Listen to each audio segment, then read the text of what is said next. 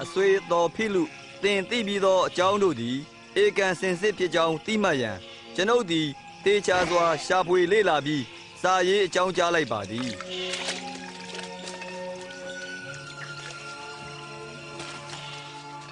ယောမဧကရိ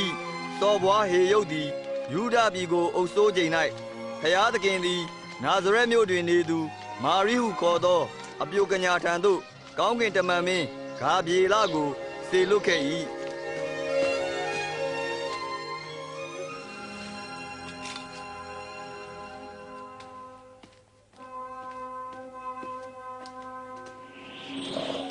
မာယီ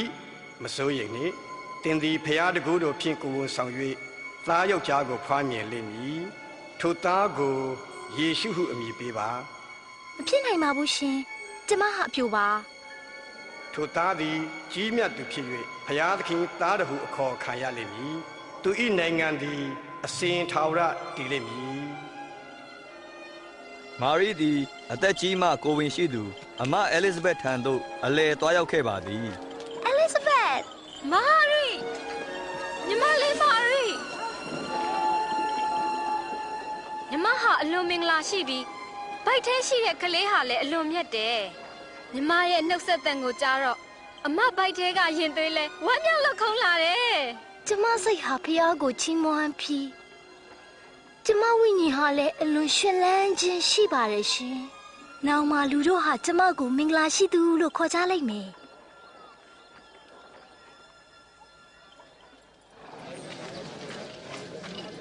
ယောမဧကိဘယင်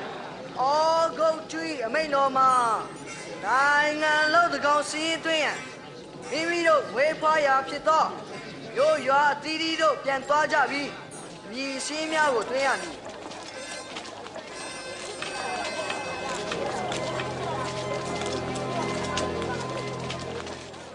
ယောသတ်သည်ဇနီးမာရိနှင့်အတူယူဒပြည်ဗက်လင်မြို့သို့သွားလေ၏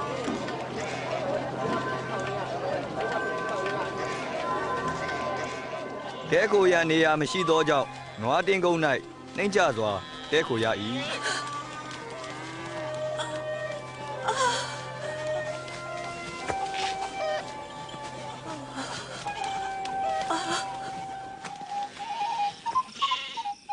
ညအခါ၌တိုးရင်းများသည်တိုးများကိုထိန်းနေစဉ်ထာဝရဘုရား၏ကောင်းကင်တမန်သည်ဘုန်းတော်ရောင်ကြီးထွန်းတောက်ခြင်းနှင့်ပေါ်လာပြီး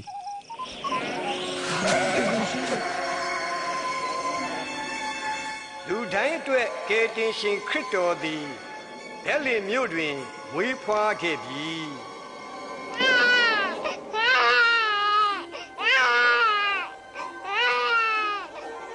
တိုးရင်းတို့သည်နွားစကွဲ၌ရှိသောသူငယ်ကိုဖူးမြော်၍ကယ်တင်ရှင်ယေရှုမွေးဖွားခြင်းကိုမြို့ရွာနှံ့ပြောကြ၏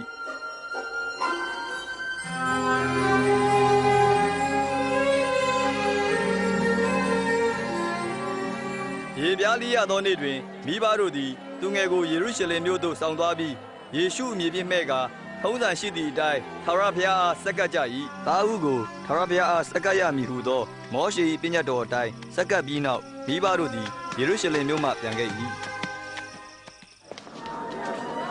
ယေရှုသည်12နှစ်ရှိသောမိဘတို့နှင့်အတူပသခါပွဲသို့သွားလေ၏ပွဲပြီး၍အပြန်တွင်မိဘတို့သည်ယေရှုပါသည်ဟုထင်တော်လဲအဖော်တို့၌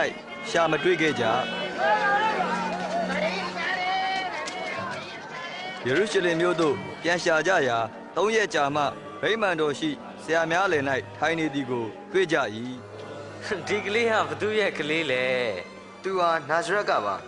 ကျွန်ုပ်တို့ကလေးပါသူ့ကိုဘွေးမြူပါနဲ့သူ့စကားကိုကြားရသူတိုင်းအံ့ဩကြ၏တာဘာကြောင့်မမေတို့မသိပဲနေခဲ့လဲတာကိုရှာမတွေ့တော့မမေတို့စိတ်ပူလိုက်တာဘာလို့စိတ်ပူနေကြလဲဘုရားသခင်ရဲ့အိမ်တော်မှာတားရှိနေတာပဲ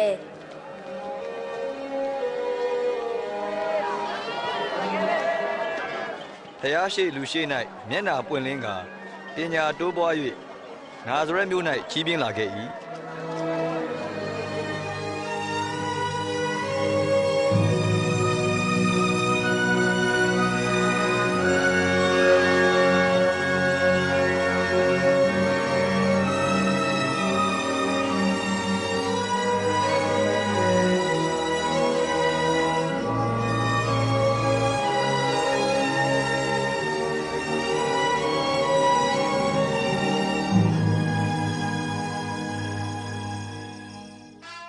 တိဘေရိဘီရင်နန်းဆန်15နှစ်တွင်ပုံတိပိလတ်သည်မြို့တော်ဝင်ဖြစ်၍ဟေရုဒ်သည်စော်ဘွားဖြစ်ပြီးအန္နာနှင့်ကာယဖားတို့သည်ယေပရောဟိတ်ဖြစ်၏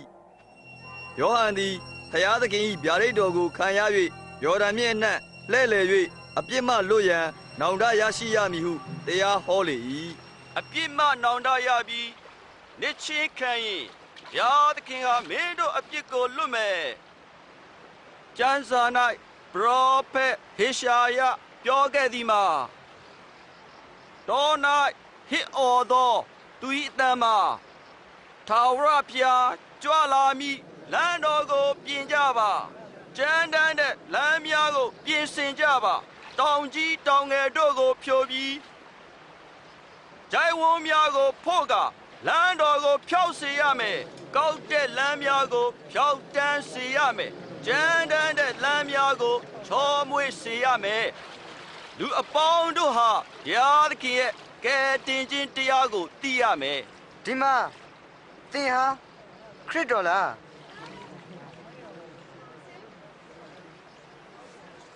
ငါဟာရေ၌နှစ်ချင်းပေးတယ်ငါထက်သာ၍မြင့်မြတ်တဲ့သူဟာကြွလာအောင်မယ်သူ့ရဲ့ဖဏကြိုးကိုဖြေဖို့တောင်ငါဟာမထိုက်တန်ဘူးထိုသူဟာတန်ရှင်သောဝိညာဉ်တော်နှင့်၎င်းမိနှင့်၎င်းနှစ်ချင်းပေးမယ်ထိုသူဟာစပခွန်ကိုခွာ၍ဆံကိုတိမ့်တဲ့ကဲ့သို့တင်တို့အားပြုလေ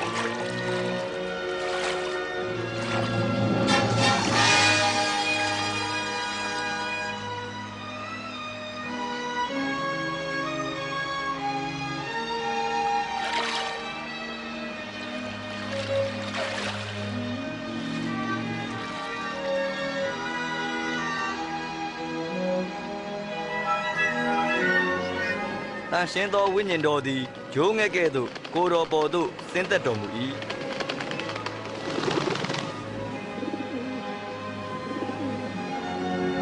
ကောင်းကင်မှအတန်တော်ကဤသူသည်ငါနှစ်သက်မြတ်လို့ရာငါ၏ချစ်သားပေသည်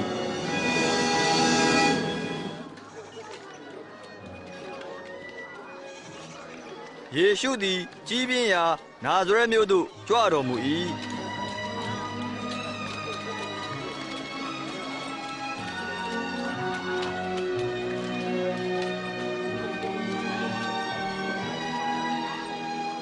နေကောင်းလားသမီးဟုတ်ကဲ့ရှင်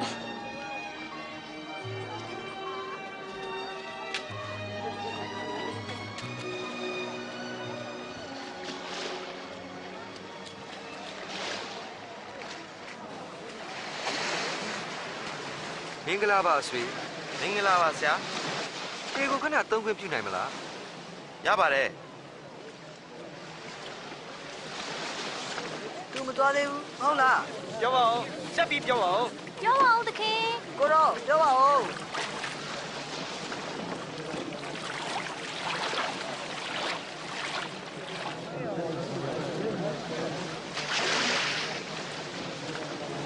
လူနှစ်ယောက်ဟာဖျားရှိခိုးเจ้าမှာဆုတောင်းကြတယ်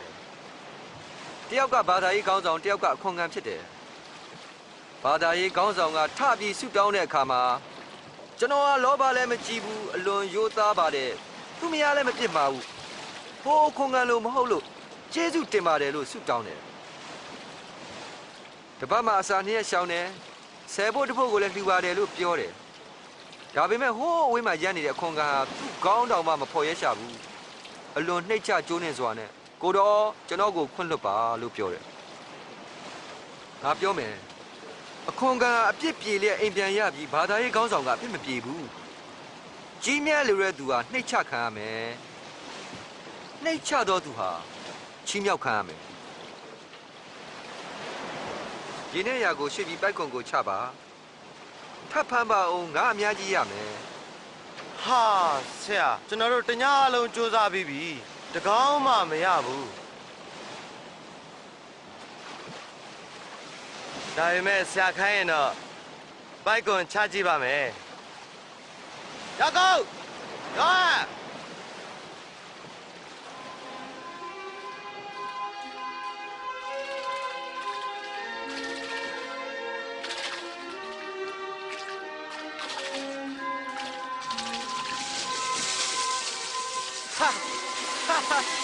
老公，喂，别闹嘞，里边老的嘿，见面。哈，阿瑞苗一位，再加一，再加一。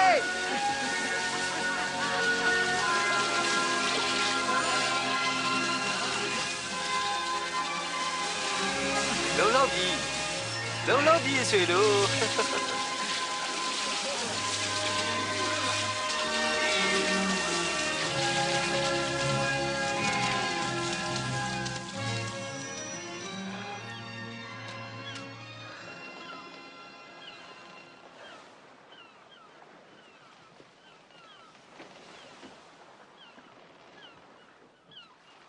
ကျွန်တော်ကိုမပေါင်းတိုက်ပါဘူး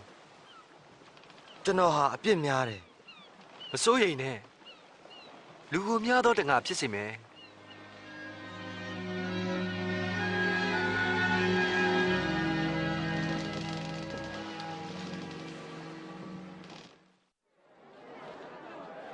ဟိုမကြည့်စမ်းယေရှုလာနေပြီယေရှုကျွန်တော်သမီးလေးကတေကန်ကြီးဖြစ်နေတယ်တကယ်တနာပါအောင်ငယ်ရွယ်နဲ့အသက်ဆုံးရတော့မယ်တေးရတော့မယ်တကယ်တနာပါယာဂီရုစိတ်မကောင်းပါဘူးယေရှုမင်းရဲ့သမီးလေးတေသွားပြီတခင်ကိုဒုက္ခမပေးနဲ့တော့မစိုးရိမ်နဲ့တင်းရဲ့သမီးပြန်ရှင်လာမယ်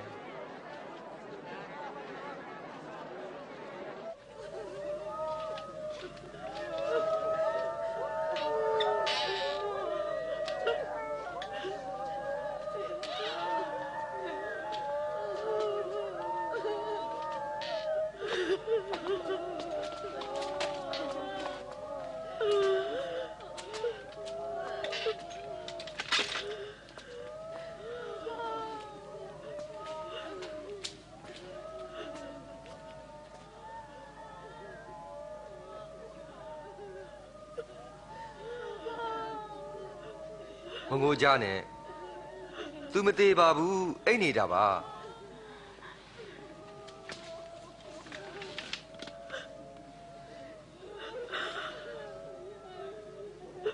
သမီး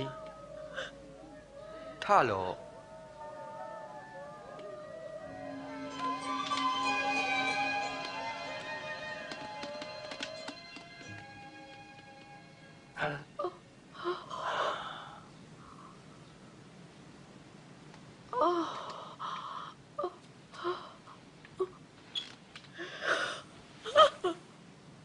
စားစရာကျွေးလိုက်ပါဒီအကြောင်းကိုဘယ်သူမှမပြောပြနဲ့ယေရှုသည်တောင်ပေါ်သို့ကြွ၍တညလုံးဆုတောင်းတော်မူ၏မိုးလင်းသောအခါလူ12ယောက်ကိုတမန်တော်အဖြစ်ရွေးချယ်တော်မူ၏ရှိမုန်ဟုခေါ်သောပေတရု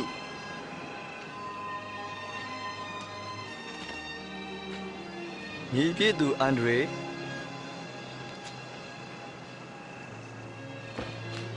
ယာကုပ်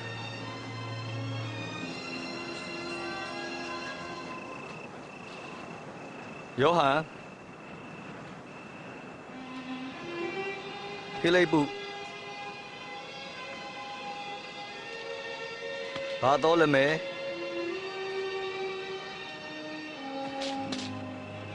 မဿဲ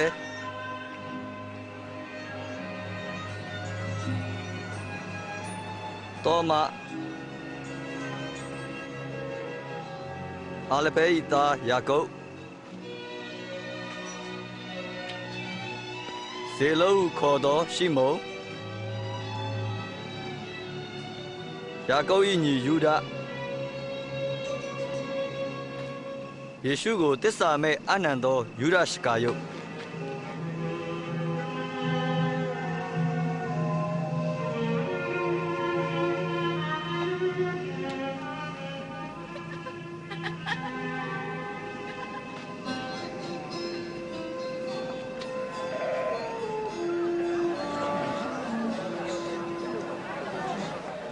ဆင်းရဲတဲ့သူတွေငတ်မို့လျက်နေတဲ့သူတွေ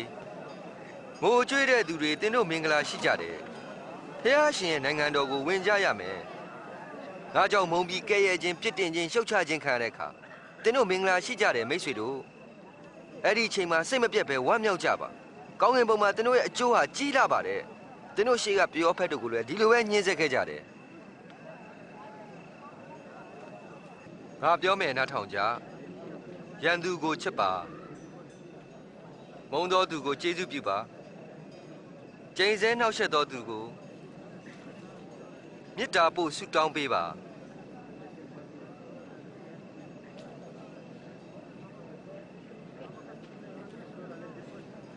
တင်းတို့ရဲ့ပါးတစ်ဖက်ကိုရိုက်ခဲ့ရင်ကြံတစ်ဖက်ကိုလှည့်ပေးအောင်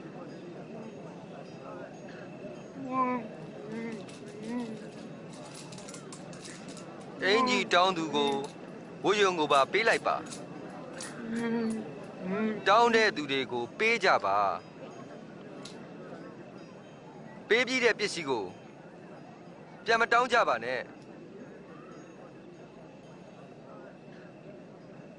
မိမိကိုယ်ကိုပြုစေခြင်းတို့လိုသူတစ်ပါးကိုပြုပါ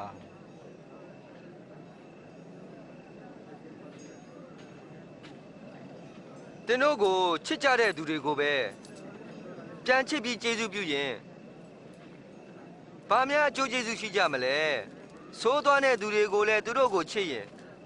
သူတို့ကိုကျေးဇူးပြုကြရင်ကျေးဇူးတုတ်ပြန်တတ်ကြတာပဲဘာလို့တူနာတော်လဲဒီမိမနဲ့ဘာလို့စကားပြောလဲဟဲ့ယူစီအိုင်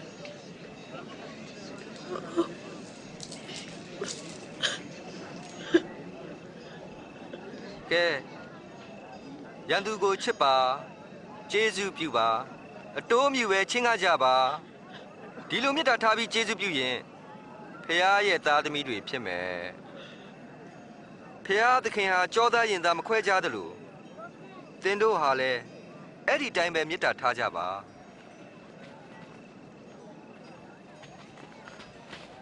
ဆက်ပြပါဦးသူများရဲ့အပြစ်ကိုသိခံပြီး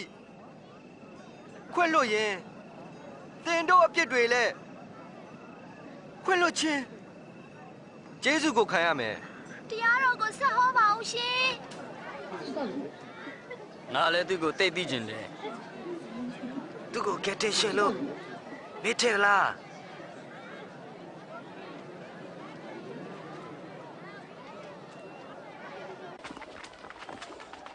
ယေရှုအားညစာစားရန်ဘာသာရေးခေါင်းဆောင်တဦးကခေါ်ဖိတ်၍သူ၏အိမ်သို့ကြွတော်မူ၏လေးသွားကြဝေးသွားမကြားဘူးလားသွားဒီနားမှာဆူဆူညံညံမလောက်ကြနဲ့တူတူဘာလာလောက်တာလဲငါမသိဘူး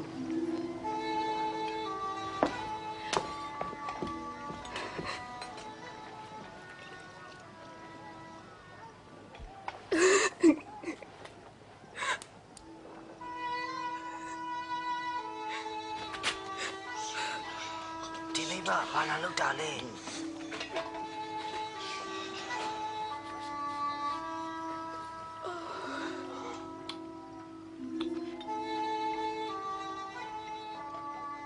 ဒီလူဟာကယ်တင်ရှင်မှန်ခဲ့ရင်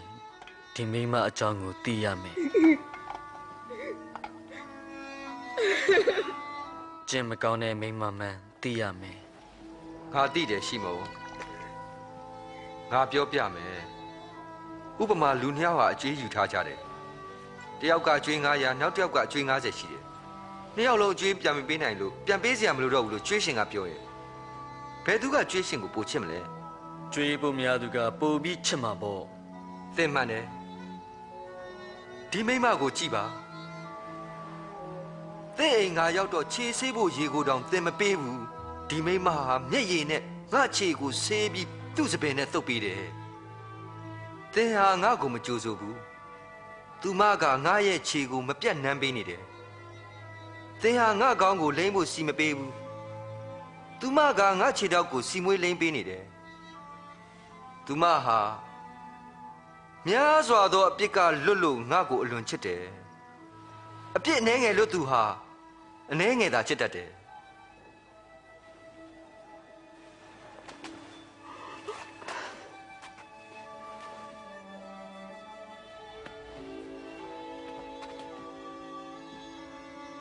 သင်ပြစ်ကိုငါလွတ်ပြီ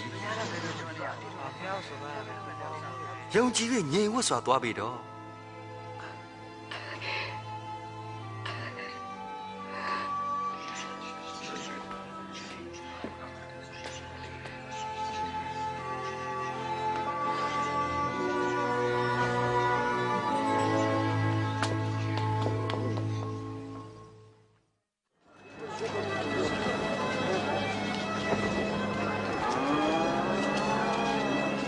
တခင်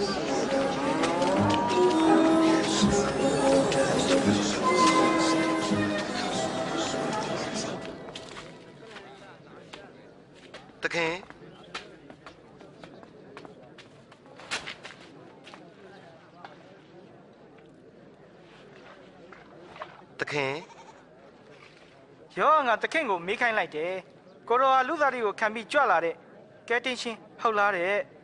တင်းတို့တွေ့ခဲ့ရသမျှကိုယောဟန်ကိုပြောပြပါမျက်စိကန်းသူမြင်ပြီးခြေမတန်သူလျှောက်ပြီးငါကြောက်စိတ်မပြတ်သူဟာမင်္ဂလာရှိတယ်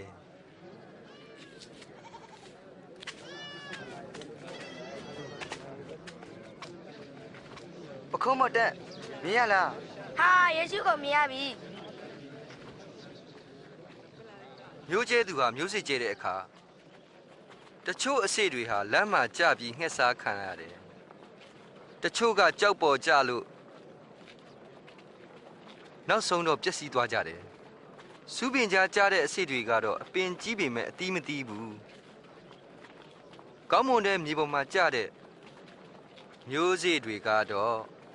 အပင်ပေါက်ပြီးကောင်းစွာကြီးထွားကြတယ်အစရာပေါင်းများစွာတိုးပွားကြတယ် တခင်ဘာကြောင့်လူတွေကိုဥပမာတွေသုံးပြီးပြောနေရတာလဲ ဖះရှင်ရဲ့နိုင်ငံတော်အကြောင်းကိုသင်တို့သိခွင့်ရှိတယ်တခြားသူတွေကကြားပေမဲ့လည်းအတိတ်ပဲမသိကြ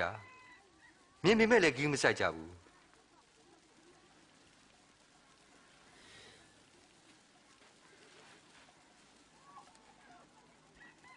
ဒီဥပမာရဲ့အဓိပ္ပာယ်က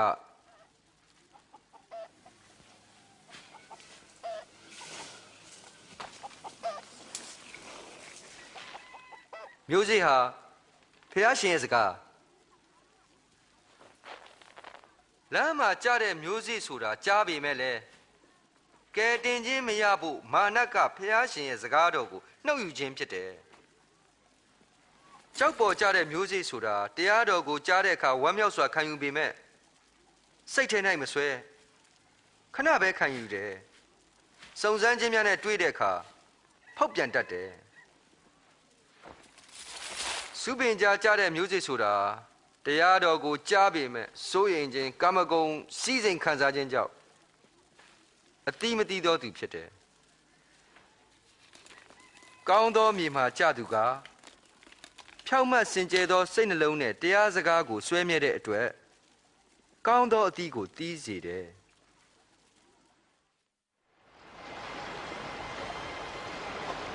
တနေ့သ၌ယေရှုနှင့်တမန်တော်တို့သည်လှေတစ်စီးဖြင့်ကမ်းတစ်ဖက်သို့ကူးကြလေ၏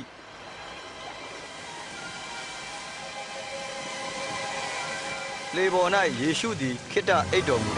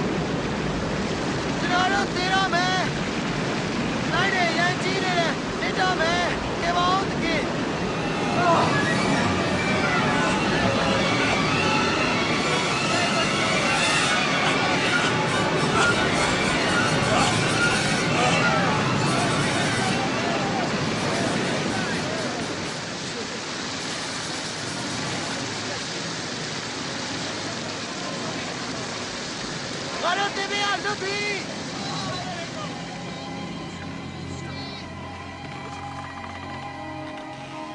ဘယ်မလဲယုံကြည်ခြင်း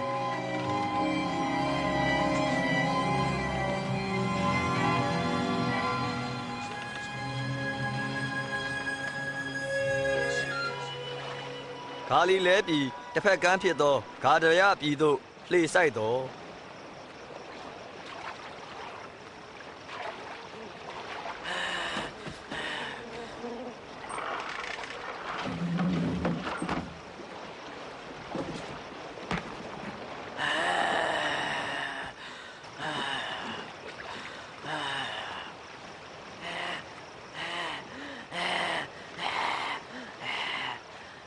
ရှုအမင်းမြတ်ဆုံးသောဖေဟာကျွန်တော်တောင်းပန်ပါတယ်ချမ်းသာပေးပါချမ်းသာပေးပါ ပြောစမ်းမင်းနာမည်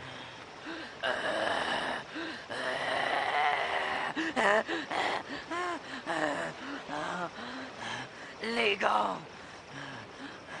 အပင်ငယ်တဲ့အခုမတော်ပြရစီနဲ့ဝတ်တယ်ဝင်ခွင့်ပေးပါ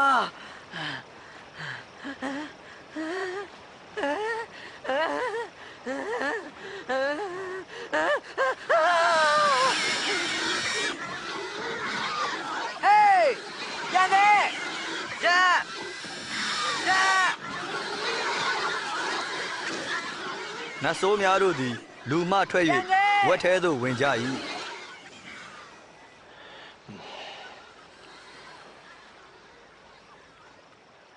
ထွက်သွားစမ်းများဟေးမော်ဆရာကြီးထွက်သွားဒီကထွက်သွားစမ်းများခုပဲထွက်သွားဝေးသွားဗျာတခင်တော့ကိုကျွန်တော်လိုက်ချင်ပါတယ်ကျွန်တော်လိုက်ပါရစေ အိမ်ပြန်ပြီးဖះရဲ့ကောင်းမြတ်ခြင်းကိုပြောပါယေရှုနှင့်တပည့်တော်တို့သည်ဗေဇဲဒမှပြန်လာခဲ့ကြ၏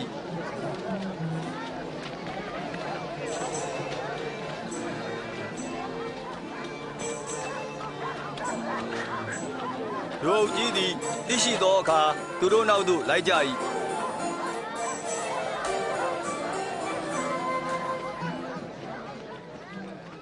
ခင်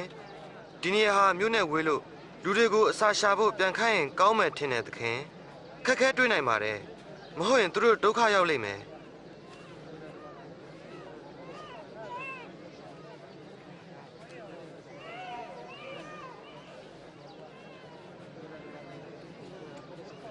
သူတို့စားဖို့မင်းတို့ရှာပေးရမယ်ကျမတို့မှာရှိတာကတော့မုံငါးလုံးနဲ့ငါးနှစ်ကောင်ပဲ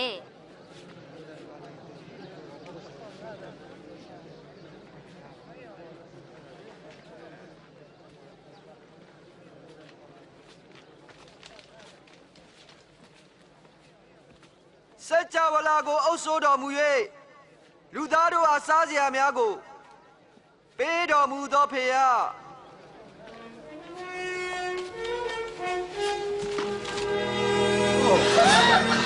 ာ်ဆရာပဲထူးဆန်းလိုက်တာ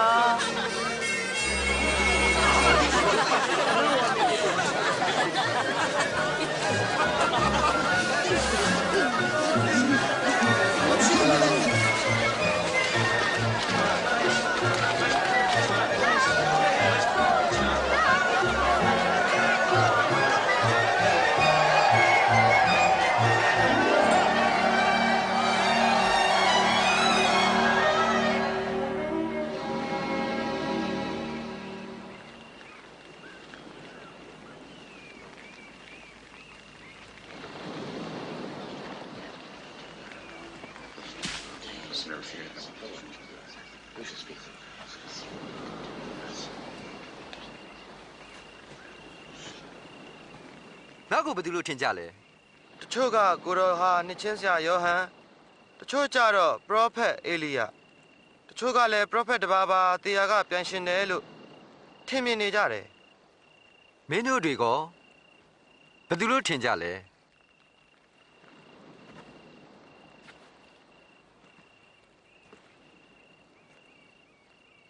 ကိုတော်ဟာကယ်တင်ရှင်ပဲ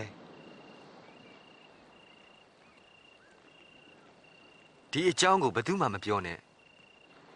ငါ့ကိုလူတို့ဟာညှင်းဆဲနှိပ်စက်ပြီးအသေးသက်လိမ့်မယ်ဒါပေမဲ့3ရက်နေ့မှာရှင်ပြန်ထမြောက်မယ်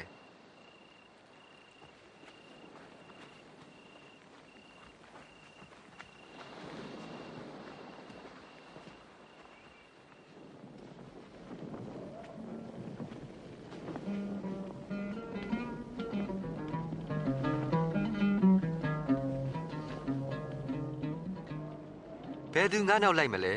ကျွန်တော်လိုက်ရှင်တဲ့သခင်ဒါပေမဲ့မိသားစုတွေကိုပြန်ပြီးပြောပြစေဖ ထွန်တုံးကင်ပြီးနောက်လှည့်ကြည့်တတ်သူဟာဖျားသခင်ရဲ့နိုင်ငံတော်နဲ့မထိုက်တန်ဘူးငါထန်စီကလိုသူဟာကိုယ့်အလိုကိုညှင်းပယ်ရမယ်ကိုယ့်ကားတိုင်ကိုထမ်းပြီးငါနောက်ကိုလိုက်ရမယ်ကိုယ့်အသက်ကိုကယ်လိုသူဟာအသက်ရှုံးမယ်ငါကြောက်အသက်ဆုံးရှုံးခဲ့ရင်အသက်ကိုအမှန်ရမယ်စัจ java လာကိုအုပ်ဆိုးပေမဲ့လည်းအသက်ဆုံးရှုံးပါကဘာမှအကျိုးမရှိဘူးငါနဲ့ငါစကားကိုရှက်ခဲ့ရင်ငါရဲ့ဘုံတကိုးကိုဆောင်ပြီးကြွလာတဲ့အခါမှာအဲ့ဒီသူတွေဟာအရှက်ရလိမ့်မယ်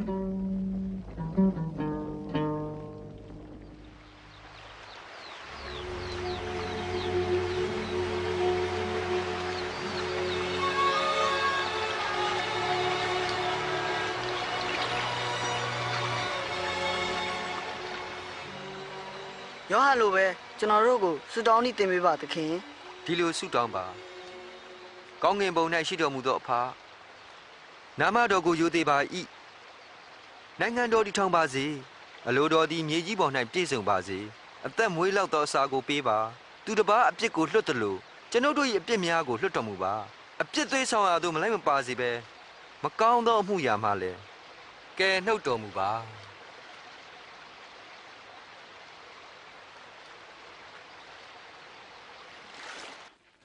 ဘယ်လိုစားရမယ်ဆိုတာမစိုးရိမ်ကြနဲ့ဘယ်လိုဝတ်ရမယ်ဆိုတာလည်းမစိုးရိမ်နဲ့အစာထက်အသက်မြတ်တယ်အဝတ်ထက်ကိုမြတ်တယ်မဟုတ်လားကြီးကန်းတွေကိုကြည့်ကြပါသူတို့ဟာမျိုးစိတ်မကျဲစပားလည်းမရိပ်စပကြီးလည်းမရှိကြဘူးလေဒါပေမဲ့ဘုရားသခင်ကြွေးတော်မူတယ်ဘာလို့ဒီလောက်တောင်စိုးရိမ်နေကြတာလဲ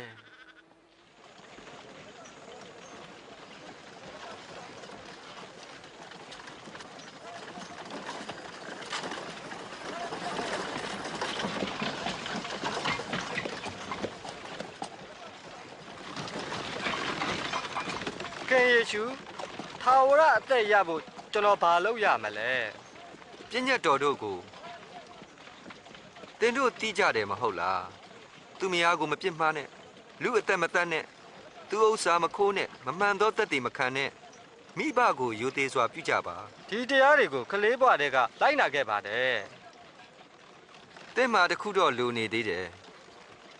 ဥစ္စာများရောင်းပြီးဆင်းရဲသားတို့ကိုပေးပါဒီလိုလုပ်ရင်ကောင်းကင်ဘဏ္ဍာရမယ်ပြီးမှငါနောက်လိုက်ပါကျွန်တော်တို့ဟာချမ်းသာတဲ့ကုန်တွေချမ်းသာသူတို့ဟာဖျားရှင်နိုင်ငံတော်ကိုဝင်ဖို့ခက်တယ်ကလန်အုပ်ဟာအနဖားကိုဝင်ဖို့လွယ်ကူပေမဲ့လည်းဒီလူတွေအတွက်တော့သိပ်ပြီးခက်ခဲတယ်ဒါဆိုဘယ်သူနဲ့မှလဲလူမတတ်နိုင်တာတွေကိုဖျားသခင်တတ်နိုင်တယ်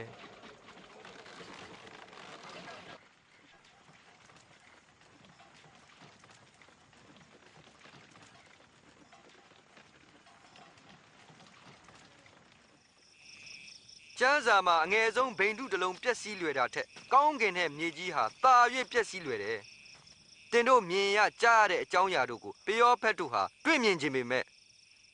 အခွင့်အရေးမရကြဘူး။ကျွန်တော်တို့ဘာလို့ရမလဲ။ကျမ်းစာရဲ့အတိတ်ပဲကိုဘယ်လိုနားလည်တယ်လဲ။ထာဝရဘုရားကိုစိတ်နှလုံးအကျွမ်းမဲ့အစွမ်းတတ္တိရှိသမျှဉာဏ်ရှိသမျှနဲ့အကျွမ်းမဲ့ချစ်ပါကိုနေဆက်တဲ့သူကိုကိုနေအမြတ်ချစ်ပါမင်းမှန်တယ်ပြောတဲ့အတိုင်းသက်ရှင်ပါကိုနေဆက်ဆိုင်သူဟာဘာတူလဲရဲမက်တွေတော့မဖြစ်နိုင်ဘူးစီးစားပြေးငါကောလူတယောက်ဟာယေရုရှလင်မြို့ကယေရိခေါမြို့ကိုအသွားဓမြနဲ့တွေ့တဲ့အခါမှာရိုက်ချင်းပုတ်ချင်းလူယူခြင်းကိုခံရတယ်ဘာသာရေးခေါင်းဆောင်တူဟာလူနာကိုမြင်တဲ့အခါမှာရှောင်ထွက်သွားတယ်ဓမ္မဝန်ဆောင်တူဟာလည်းဒီလမ်းကိုပဲလာတဲ့အခါလူနာကိုတွေ့ပေမဲ့လည်းရှောင်သွားပြန်တယ်အဲ့ဒီအခါမှာရှမာရိလူတယောက်ရောက်လာတယ်လူနာကိုမြင်တော့အလွန်ပဲတနာသွားတယ်လူနာရဲ့အနာများကိုစီလိမ့်ပြီးအဝတ်နဲ့ပတ်စီပေးတယ်ပြီးတော့သူ့ရဲ့တိရစ္ဆာန်ပေါ်တင်ပြီးတဲခိုကန်တစ်ခုကိုပို့ပေးတယ်တဲခိုကန်ပိုင်ရှင်ကိုငွေအချို့ပေးပြီးဒီလူနာကိုဂရုစိုက်ပါလိုတဲ့ငွေကိုပြန်လာတဲ့အခါသူပေးပါမယ်လို့တောင်းယူခဲ့တယ်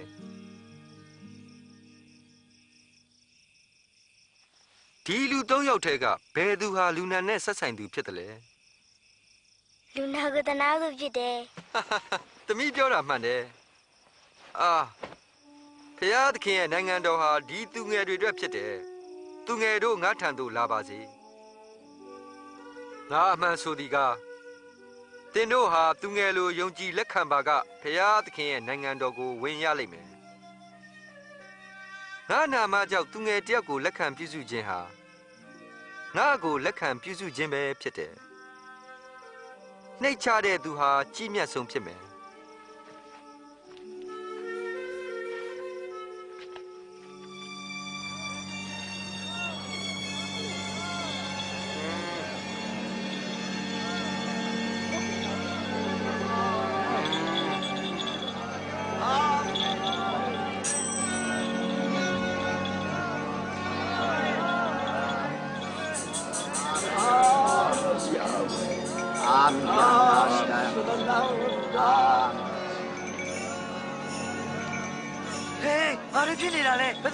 နာဇက်မြို့သားယေရှုဒီနေရာကဖြတ်သွားတယ်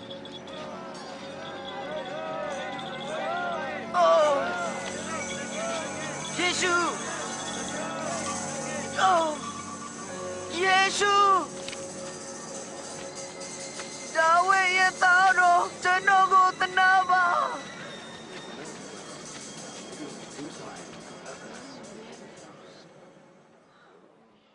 ကျွန်တော်ဘာများလုပ်ပေးရမလဲမျက်စိပြန်မြင်ချင်ပါတယ်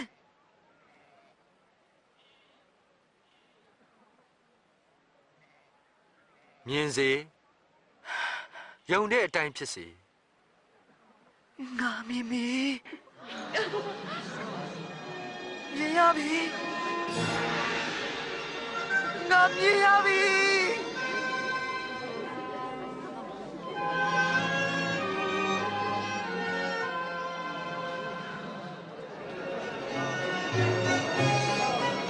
ယေရှုသည်ယေရုရှလင်မြို့သို့သွားနေစဉ်လမ်းတစ်လျှောက်လုံးတွင်လူအုပ်ကြီးကိုတွေ့ကြုံရ၏လူတို့သည်သခင်ယေရှုအားကယ်တင်ခြင်းတရားနှင့်ဘုရားသခင်အကြောင်းဆက်သွန်သင်ပေးရန်ကယ်တင်ရှင်အဖြစ်လက်ခံလာကြ၏ယေရိခေါမြို့၌ဇကဲဟုခေါ်သောအခွန်ခံတစ်ယောက်ရှိသူသည်ယေရှုဖျားအားအလွန်တွေ့ကျင်သောကြောင့်တစ်ပင်ပေါ်သို့တက်လေသည်သူကခွန်ခံမဲ့မမြန်စင်းခဲ့ဇက်ကဲဒီနေ့သိရင်မှငါတဲမယ်ကျုပ်အိမ်သူ့အိမ်ကိုဘယ်သူသွားခြင်းပါလဲအမလီတော့ဇက်ခဲကယေရှုကိုဘယ်လိုသိရပြန်တာလဲ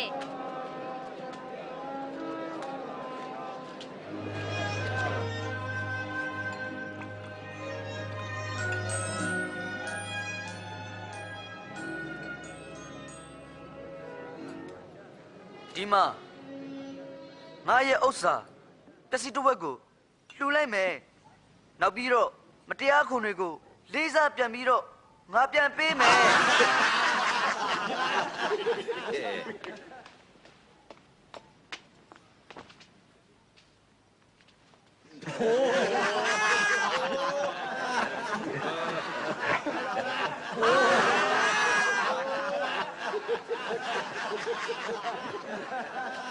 ငါတော့မယုံဘူးရေဘဲနဲ့ကွာကိုကောက်သူတွေကမပြန်တာမဖြစ်နိုင်ဘူး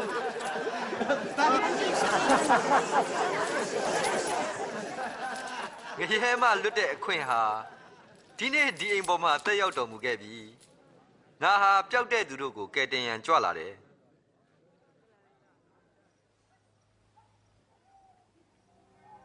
နားထောင်ကြ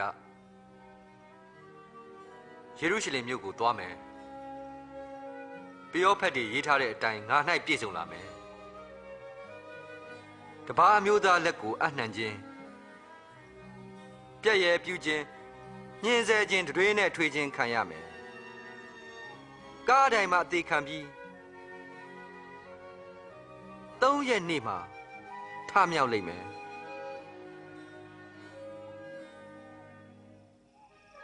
လူတို့၏အပြည့်အတွက်အသေးခံရမည်ဟုတည်ထားတော်လဲယေရှုသည်ယေရုရှလင်မြို့သို့ရှေ့ရှု၍ကြွတော်မူခဲ့၏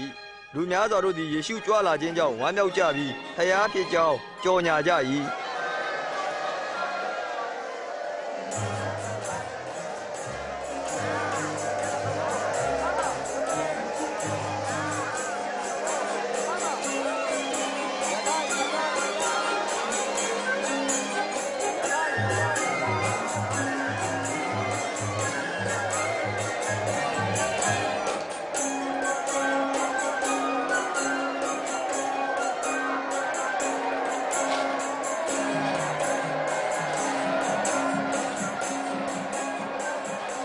ခင်တပည့်တွေကိုတိတ်တိတ်နေခိုင်းပါ ဒီလူတွေဟာတိတ်ဆိတ်စွာနေခဲ့ရင်ကြောက်ခဲများပင်လျင်ကြွေးကြော်ကြလိမ့်မယ် လိမ့်သက်ရွှေလဲကျမ်းမာထားပါစေ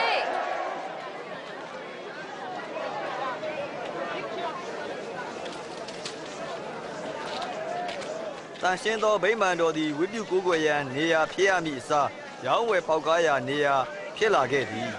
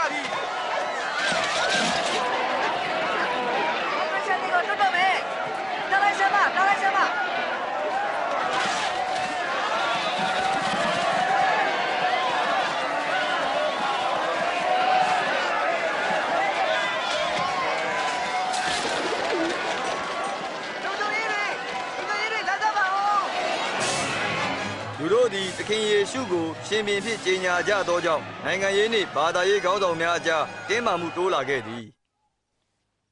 လူတွေသူ့ကိုဘာကြောင့်ဘယင်ဖြစ်စေခြင်းလဲဆိုတာငါသိပြီ ဘယင်တခို့ပြည့်စားရရဲ့ဘယင်တထောင်းစားရရဲ့ဘယင်ပဲခဏကြာလာရင်ဒီလူတွေဟာမေ့သွားမှာပါ တင်တေးကြနဲ့သူ့ကိုလိုလားတဲ့နောက်လိုက်တွေပုံများလာတယ်တတိရှိကြဖို့လိုတယ် ဘာပဲဖြစ်ဖြစ်ပေါ့တတိလေးတော့ပေးပါရစေငြိမ်ဝှမှုကိုထိခိုက်လာမယ်ဆိုရင်တော့ငါနဲ့တွေ့ပြီဒါမှ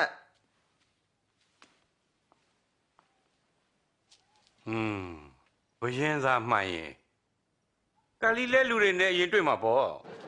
ဘာသာရေးခေါင်းဆောင်များနှင့်ကျမ်းတက်ပုဂ္ဂိုလ်များကိုစန့်ကျင်တိုက်ခိုက်မှုများများပြားလာစဉ်ယူလူမျိုးများ၌ယေရှုနောက်လိုက်သူတိုးပွားများပြားခဲ့သည်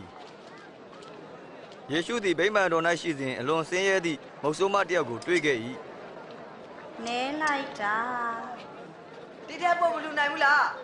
ငါပြောမယ်ဒီမုတ်စမရဲ့အလူဟာတခြားသူတွေထက်သားတဲ့ဘာကြောင့်လဲဆိုတော့သင်တို့ဟာရှိတဲ့အထက်ကအချို့ကိုပဲလှူကြတယ်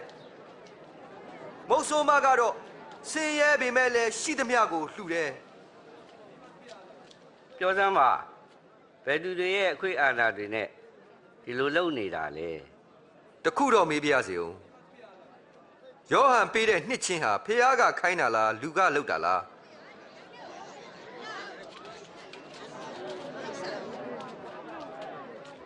ဘလို့ပြင်းမလဲ ဖះကလှုပ်ခိုင်းရင်ယောဟန်ကိုဘာလို့မယုံလဲလို့မင်းနေအောင်မယ် လူလောက်တာလို့ဖြင်းယောဂန်ပရောဖက်လို့ယုံတဲ့လူတွေကျုပ်တို့ကိုကြောက်ခဲနဲ့ဝိုင်းပေါက်ကြပါလိမ့်မယ် ကျောက်တို့မတိကြဘူးဗျာ ဒါဆိုရင်ငါလည်းဘသူခွင့်နဲ့လုပ်တယ်ဆိုတာကိုမပြောနိုင်ဘူး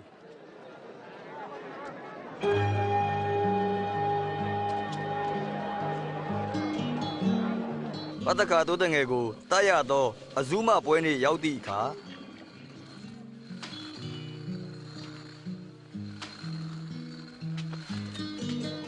ယေရှုသည်ပေတရုနှင့်ယောဟန်တို့ကိုပတ္တကာပွဲအတွက်ပြင်ဆင်စေ၏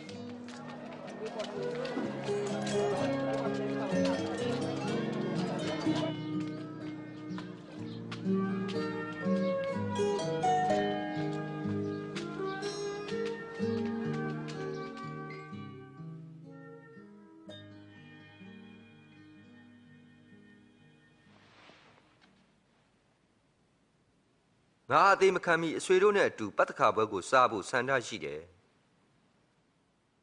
ငါပြောမယ်ဖျားသခင်ရဲ့နိုင်ငံတော်မတည်မီအခုကစပြီးဒီပွဲတော်ကိုငါမစားဘူး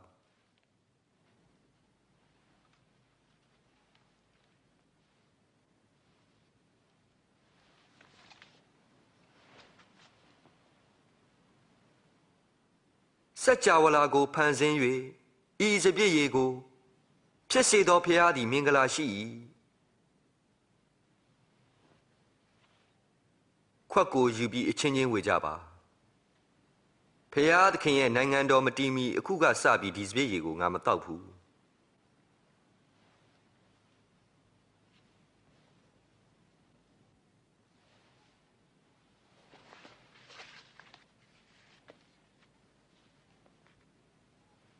Sajawala go Panzendo Muye,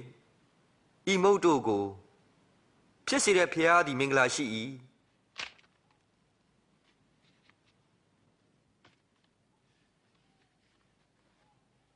Then no to a chopere, Naya Kanda Chete.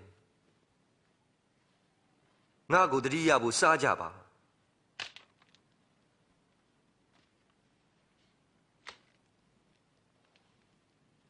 Di Queha. Not doing a DJ, but in the art pity.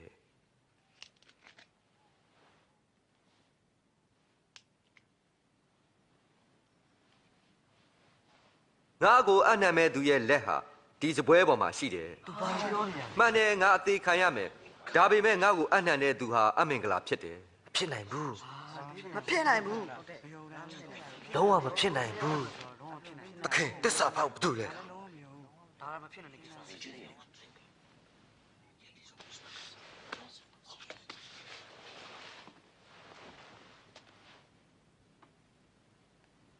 Nane to Sonzan Jingo Kanayon Josa Jaba. Payad King and Nago also Gwen Pedalo. They no go lenga a Quen Pime. Naye Nangandoyas Wema Sata Yade Quene. Julumio send a mugo also Yade Quengo, Napime. This about Shibabu. Shimo, the Dita. John goes a garnet setalo. Sada Manaha, Tingo, Sonzan Sicilime, 2 Song Pion Lime. Dabi Mekana Shibu, Na Sutamba Shimo. Nago the Dia and Tin Nico Digi Zeba. The King to Town Jabu, Time. Tejin Tebazi. Pedu, Napiome. Chematung in Teha Nago Matibu, Tonjin Town, Yimpe Le Ome.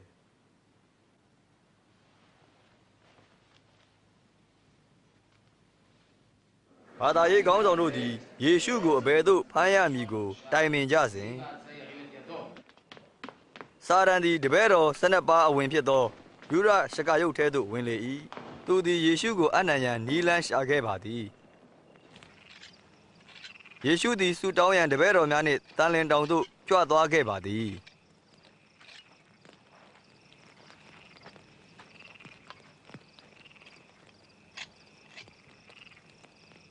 Sonzan Jema Kenlopo Sutong Jaba.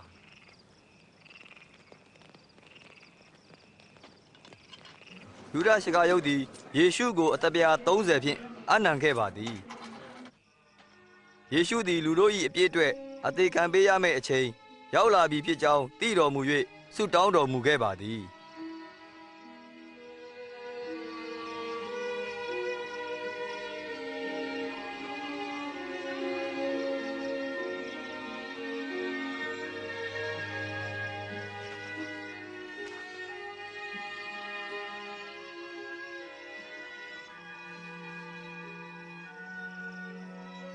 Oh, apart.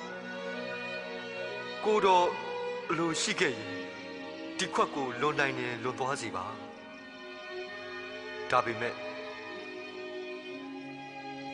A little time to see.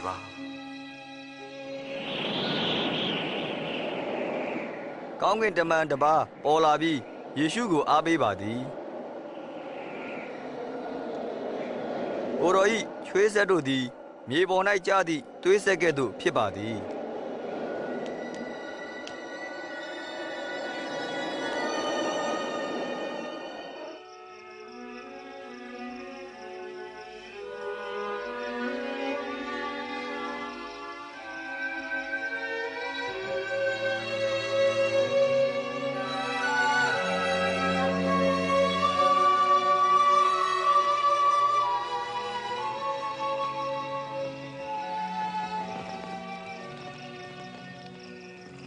Balu any jadale.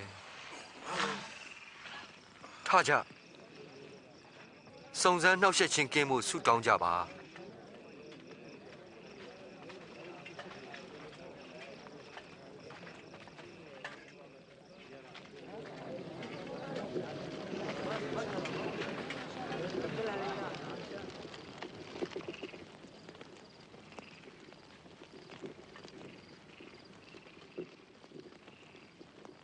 ယူဒာ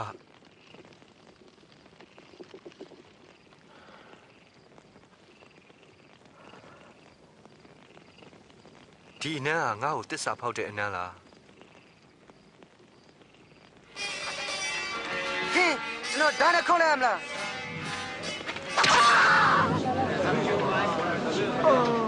လာသူကဖမ်းတော်ကြစမ်း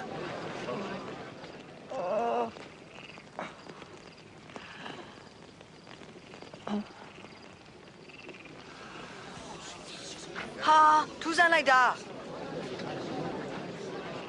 ငါ့ကိုဓမြလို့သဘောထားပြီးဓာတ်တုပ်တွေနဲ့ဘာလို့လာကြလဲငါဟာဗိမာန်တော်မှာရှိတုံဘာကြောင့်မဖမ်းကြလဲအခုသင်တို့အချိန်ဖြစ်ပြီမှောင်မိုက်စိုးမိုးချိန်လည်းဖြစ်ပြီ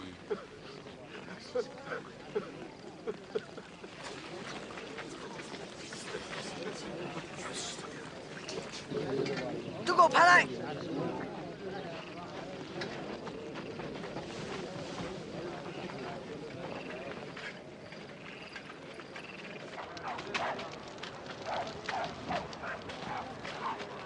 ကောင်းကောင်းခေါ်သွား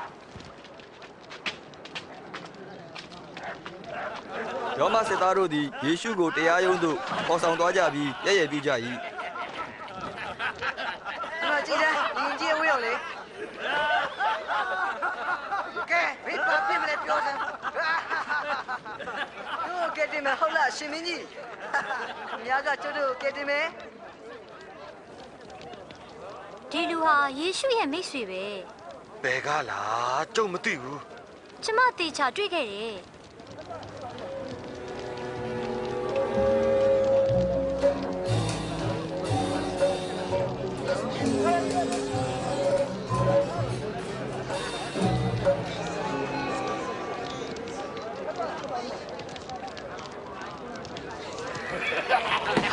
你真的那个，不是周周，我这里要是够的。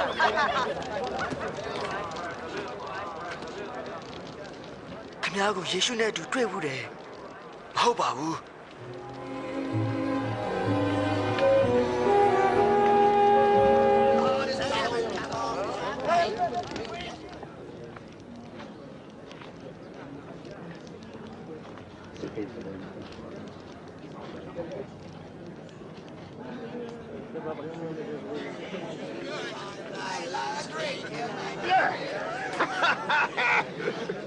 ဒီလူကယေရှုရဲ့မိတ်ဆွေဖြစ်တယ်ဂါလိလဲနယ်သားလည်းဖြစ်တယ်သွားစမ်းပါခင်ဗျားတို့ပြောနေရတယ်ကြုံမသိဘူး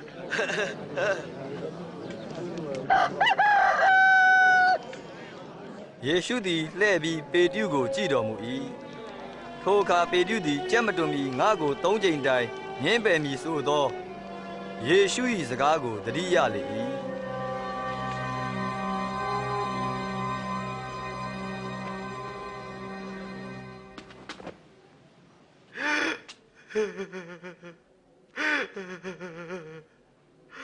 တကယ်တောင်းမတကယ်ကိုရရှိလူမြင်မြတ်ပြီးဘောရကိုကြည်ရပါတယ်ကိုရကျွန်တော်ရဲ့ဘောဝင်းကကိုရပေါက်ပြန်တဲ့အခါတိုင်း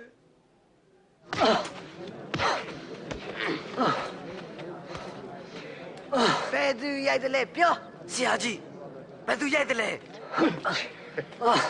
ရက်ကြစမ်းရက်လိုက်ကြစမ်းသူကိုတရားရုံးခေါ်သွားရမယ်တာ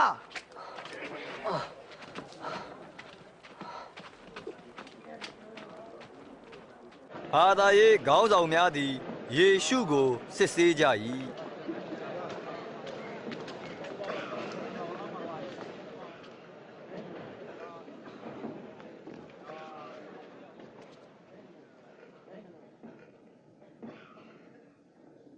ပြောစမ်းတင်ဟာကယ်တင်ရှင်ဟုတ်သလား ငါပြောရင်လဲတင်တို့မယုံကြဘူးငါမင်းရင်လဲတင်တို့မဖြေပဲနေကြတယ်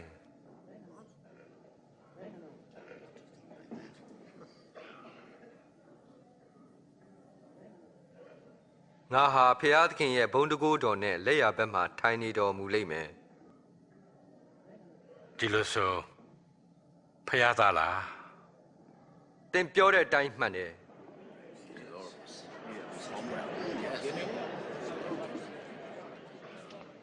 သူစကားကိုငါတို့ကိုယ်တိုင်ကြားခဲ့ရတယ်မဟုတ်လား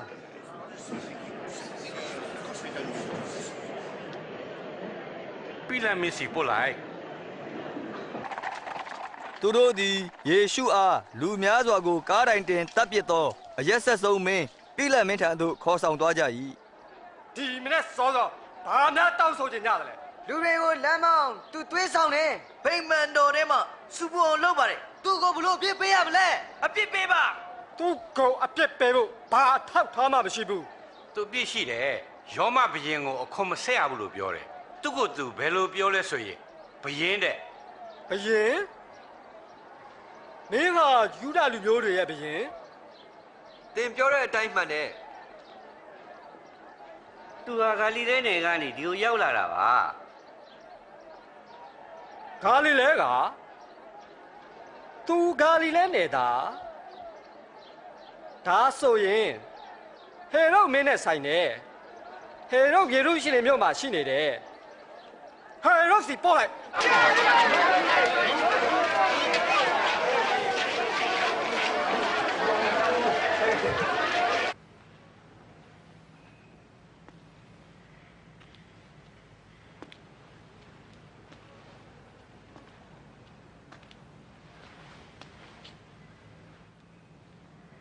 ကိုတော့သူ့လူတွေကိုလိန်ညာနေတယ်သူ့ကိုသူလဲဘယင်တဲ့ဒီလူ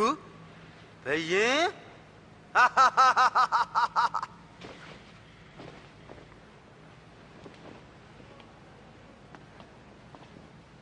ရှင်မင်းကြီးဆောင်းမလိုက်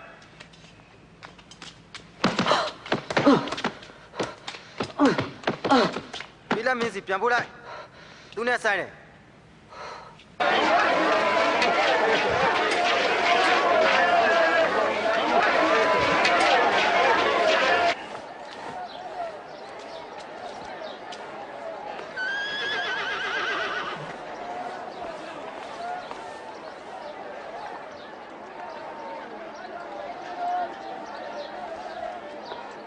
သူ့မှာတိတ်တိုက်တဲ့ပြစ်တစ်ခုမှမရှိဘူး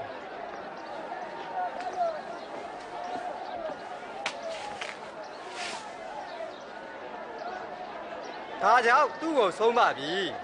လွတ်ပြစ်လိုက်မယ်ဒီပွဲမှာကျွန်ုပ်တို့အတွက်တယောက်ယောက်ကိုလွတ်ပေးတဲ့ထုံးစံရှိတယ်မဟုတ်လားကျွန်ုပ်တို့လိုချင်တာဘာရဘပါဘာရဘဟုတ်တယ်သူ့ကိုစီရင်လိုက်ပါဟုတ်တယ်ဘာရဘကိုလွတ်ပေးပါ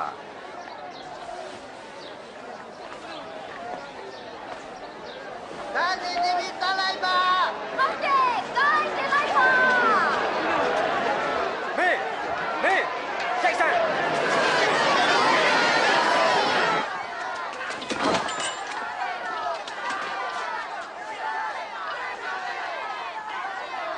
ဘာတော့မေးမချသေးလဲပြီးလဲမေး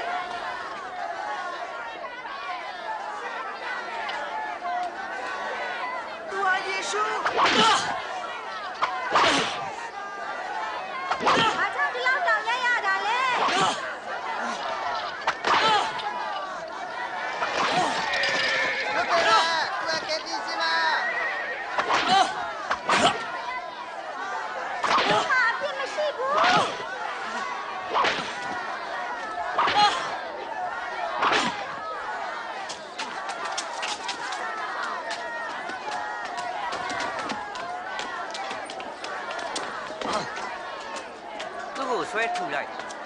သို့သောယေရှုကိုကားတိုင်တင်တိုက်ရမည့်အကြောင်းလူတို့သည်အတန်ကုန်ဟစ်အော်ကြ၏ထို့ကြောင့်ပိလတ်မင်းသည်ယေရှုကိုတေးတံအမိန့်ချမှတ်လိုက်သည်သူတို့တောင်းဆိုသည့်အတိုင်းပုံကံပြီးလူသက်သောထောင်ထဲရောက်နေသူဘာရဘကိုလွှတ်ပေးခဲ့သည်ယေရှုကိုကားတိုင်မှာတတ်စေ၏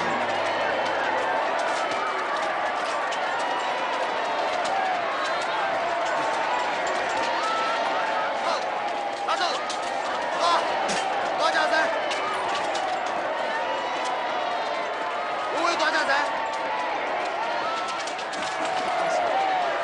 老手，老手，嘿，多少噻？看一下，快点！多少？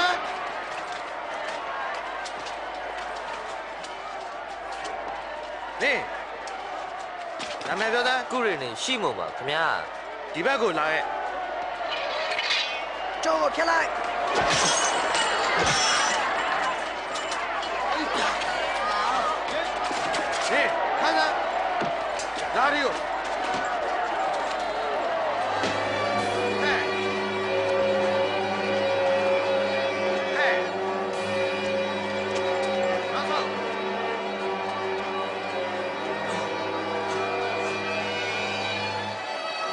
လာဖယ်သားပါ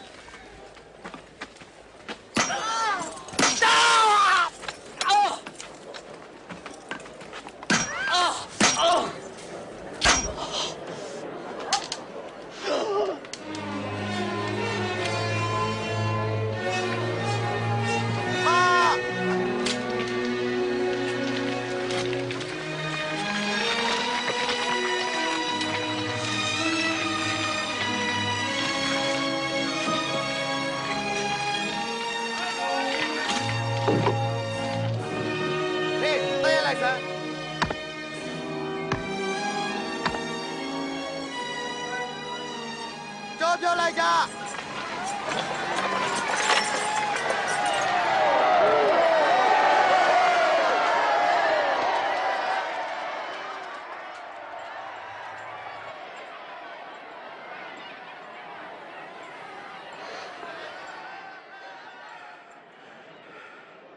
အဖသူတို့ရဲ့လုံမိတော့အပြစ်ကိုလွတ်ပါ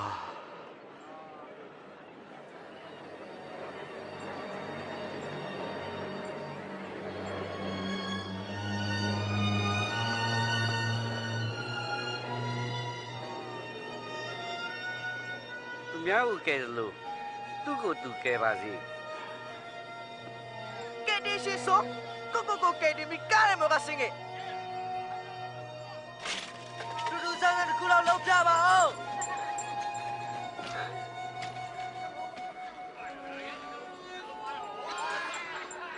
ခေါင်းတော်ပေါ်မှာယူဒရှင်ဘုရင်ဖြစ်သည်ဟုကပီးထိုးထားပါသည်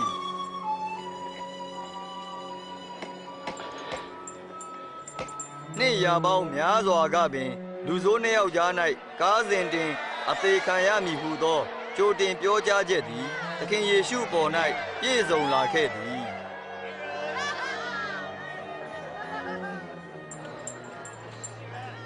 ရှင်မရင်ဆိုရင်ကိုကဲဒီစမ်း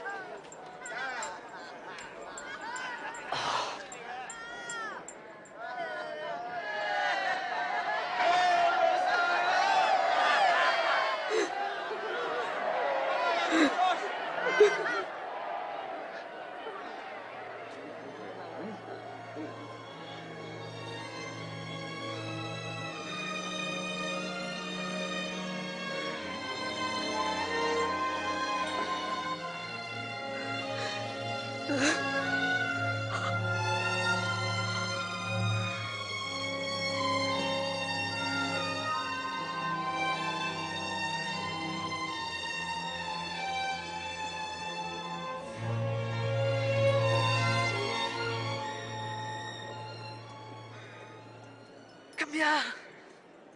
င်ဗျာ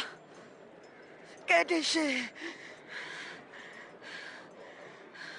ဆိုရင်ကျုပ်ကိုကဲပါလားမင်းဖျားကိုမကြောက်ဘူးလားငါတို့ဟာကို့အပြစ်နဲ့ကိုခံရတာသူကဘာအပြစ်မှမရှိဘဲခံရတာ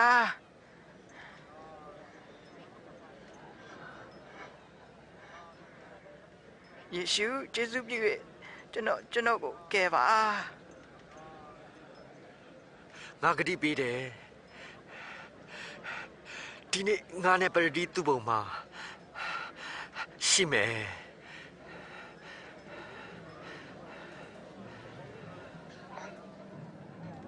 ထိုအချိန်သည်မွန်းတဲ့အချိန်ဖြစ်တော်လဲ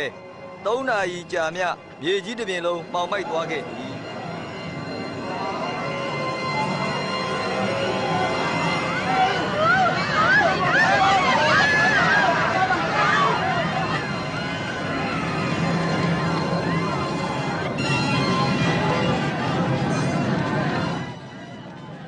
ဗိမာန်တော်ကလကာသည်အထက်မှအောက်သို့နှစ်ချမ်းကွဲသွားသည်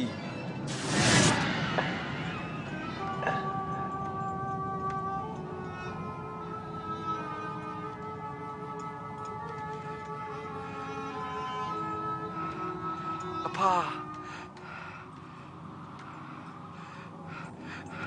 ကျွန်တော်ဝိညာဉ်အားလက်တော်သို့အပအီ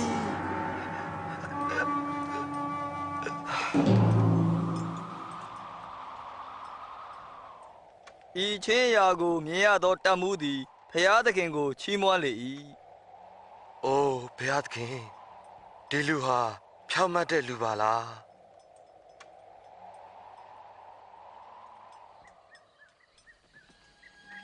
လွတ်တော်အရာရှိနှင့်သူတော်ကောင်းဖြစ်သောအယိမသဲမျိုးသားယောသတ်သည်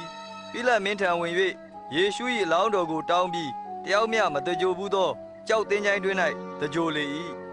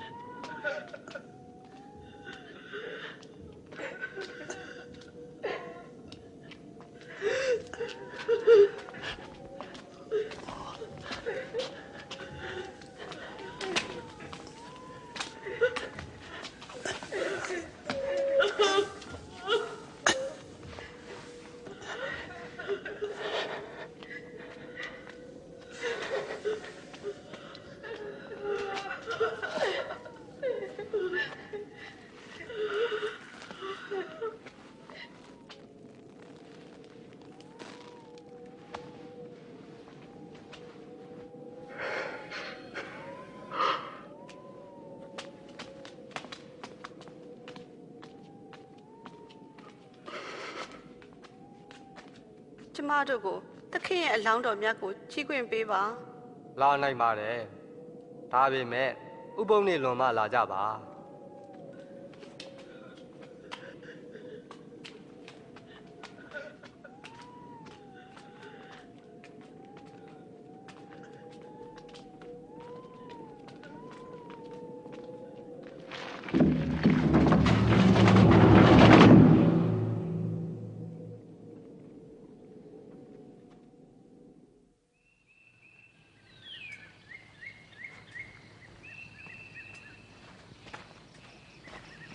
တနင်္ဂနွေနေ့နနက်စောစောတွင်အမျိုးသမီးများသည်အမွှေးနံ့သားများကိုဆောင်၍တင်းချိုင်းတော်သို့တွားကြ၏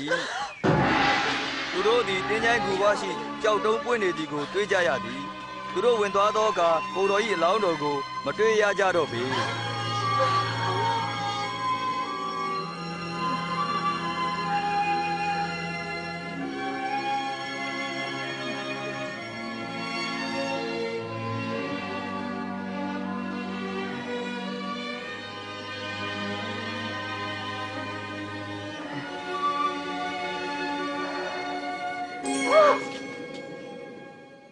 သေးကောင်ထားရတင်းကြိုက်မှာအသက်ရှင်သောသူကိုမရှာကြနဲ့သူဟာထမြောက်ပြီ လူသားတရားလုံးအတွက်ကားတိုင်းမှာအသေးခံပြီး3 ရက်နေ့တွင်တည်ခြင်းမှရှင်ပြန်လိမ့်မည်ဟုသောဂါလိလဲပြည်၌ရှိစဉ်ယေရှုပြောသောစကားကိုသတိရကြပါ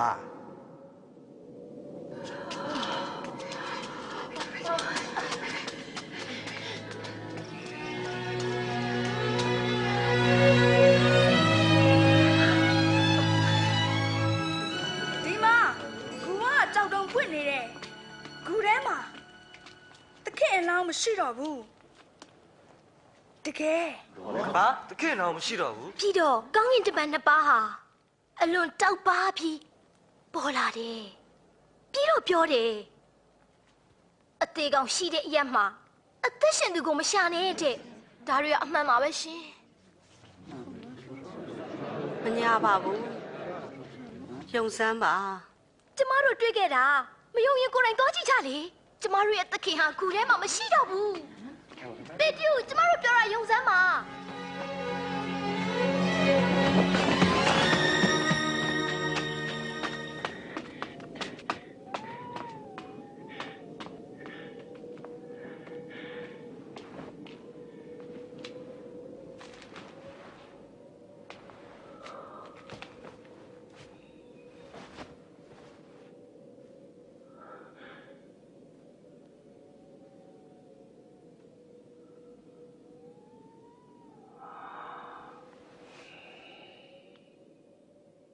ယေရှုကတပည့်တော်2ယောက်ကိုကိုထင်ရှားပြပါသည်သူတို့သည်ပြန်လာပြီးပြောပြကြ၏ ယေရှုကတကယ်ပြန်ရှင်ခဲ့ပြီရှင်မုံတော်တွေ့ခဲ့တယ်တဲ့လမ်းမှာတော့ကမမမီဘူးငါ့ကိုဖဲတော့မှသူပြမှန်းသိတယ် အေးမောက်လမ်းမှာလဲခီးတောင်အတူတူသွားခဲ့သေးတယ်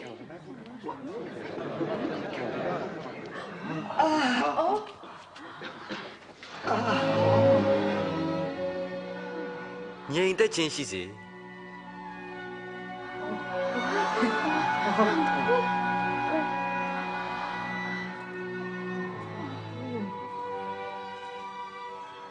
ဘာကြောင့်စိုးရင်ကြလဲတန်တရားစိတ်တွေရှိနေကြတယ်လေကြည့်ပါငါလက်ငါခြေတွေကိုကန်ကြည့်ပါကန်ကြည့်စမ်းကြည့်ကြပါတုံ့လောက်ချောက်ချခြင်းမရှိနဲ့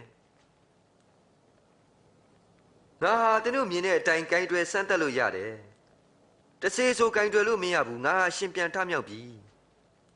မောရှိပယောဖက်တို့ရဲ့ကျမ်းစကားတွေနဲ့ဆာလံကျမ်းတို့မှာရေးထားသမျှတို့ဟာပြည့်စုံရမယ်ကျမ်းစကားအတိုင်းပဲငါဟာတတ်ချင်းခံရတယ်3 ရက်မြောက်တဲ့နေ့မှာထမြောက်ခဲ့တယ်ငါအခွင့်နဲ့နောင်တတရားနဲ့အပြစ်လွတ်ခြင်းတရားကိုလူမျိုးအပေါင်းတို့ဟာဟောပြောရမယ်ယေရုရှလင်မြို့ကစပြီးသင်တို့ဒီတက်တည်များဖြစ်တယ်ခမည်းတော်ရဲ့ဂတိအတိုင်းသင်တို့ကိုငါပြုအောင်မယ်ကောင်းကင်ကတကူမရခင်ယေရုရှလင်မြို့မှာသင်တို့စောင့်နေကြပါ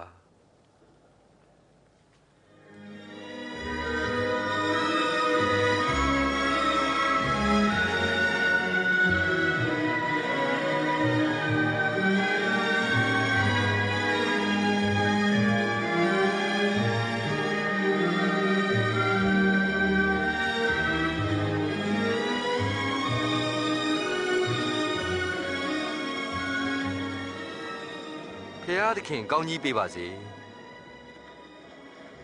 ကောင်းငယ်မှတကူရှိသမျှကိုငါခံရပြီ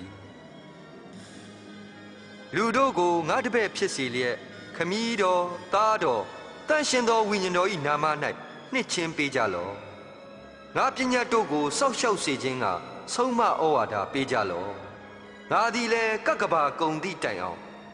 သင်တို့နှင့်အတူရှိမယ်အာမင်